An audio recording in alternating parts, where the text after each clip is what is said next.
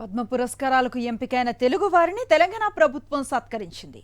హైదరాబాద్లో శిల్పకళా వేదికలో ఏర్పాటు చేసిన కార్యక్రమంలో సీఎం రేవంత్ రెడ్డి మంత్రులు అవార్డు గ్రహీతలను సన్మానించారు. అవార్డు గ్రహీతలకు 25 లక్షల నగదుతో పాటు ప్రతి నెల 25,000 రూపాయల పెన్షన్ను ప్రకటించింది తెలంగాణ ప్రభుత్వం. పద్మ అవార్డులు పొందిన తెలుగు వారిని రాష్ట్ర ప్రభుత్వం సత్కరించింది. హైదరాబాద్ శిల్పకళా వేదికలో సీఎం రేవంత్ రెడ్డి అవార్డు గ్రహీతలను ఘనంగా సత్కరించారు. తెలుగు రాష్ట్రాలకు చెందిన 8 మందికి పద్మ అవార్డులు వరించాయి. మాజీ ఉపరాష్ట్రపతి వెంకయ్య నాయుడు, సినీ నటుడు చిరంజీవికి కేంద్రం పద్మ విభూషణ్ ప్రకటించింది. చిందు యక్షగాన కళాకారుడు గడ్డం సమ్మయ్య, స్థపతివేలు ఆనందచారి, బుర్రవీణ కథకుడు దాసరి కొండప్ప, కవి కూరెళ్ల విఠలాచార్య, సంగీత కళాకారుడు కేతావత్ సోమాలాల్, సంగీత నాట్య కళాకారిణి ఉమామహేశ్వరికి పద్మశ్రీ పురస్కారాలను ప్రకటించింది. పద్మ అవార్డులకు ఎంపికైన వీరందరినీ సీఎం మంత్రులు సన్మానించారు. పద్మశ్రీ అవార్డు గ్రహీతలపై తెలంగాణ ప్రభుత్వం కీలక నిర్ణయం ప్రకటించింది. ఒక్కో పద్మశ్రీ అవార్డు గ్రహీతకు 25 లక్షల రూపాయల నగదు బహుమతితో పాటు పద్మశ్రీ కళాకారులకు ప్రతి నెల వారి ఖర్చుల కోసం 25,000 రూపాయల పెన్షన్ ఇవ్వాలని నిర్ణయించారు. ఈ పద్మశ్రీ అవార్డు గ్రహీతలను చప్పట్లు దుప్పట్లతోనే కాదు, నగదు బహుమతి ఇవ్వడం ద్వారా జీవితాంతం ఈ కళలకే వారు అంకితం చేసి మిగతా జీవితాన్ని కూడా ఈ కళలోనే వాళ్ళు రాణించాలని మన ప్రభుత్వం, ప్రజాప్రభుత్వం 25 లక్షల రూపాయలతోటి నగదు బహుమతి వారికి ఇవ్వాలని మా ప్రభుత్వం నిర్ణయం తీసుకున్నది.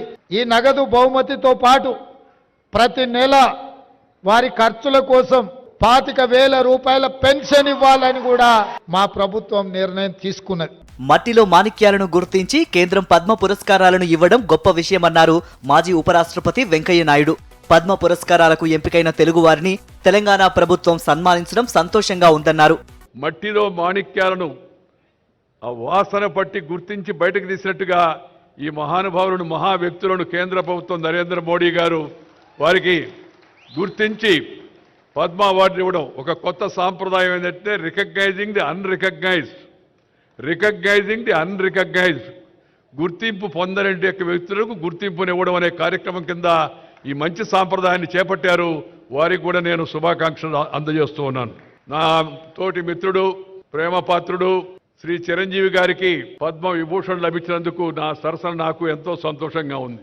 పద్మ అవార్డుల సత్కారం కార్యక్రమంలో మెగాస్టార్ చిరంజీవి సంచలన వ్యాఖ్యలు చేశారు.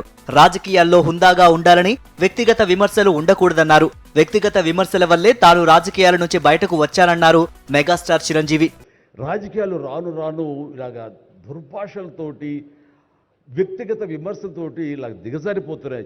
మిమ్మల్ని ఇన్స్పిరేషన్గా తీసుకుని నేను వెళ్ళినవాడే రండి, కానీ ఆ ధాటికి, ఆ మాటలకి, మాట పడటం, మాట అనటం ఇది నా వల్ల కాదు, మీలాగనే.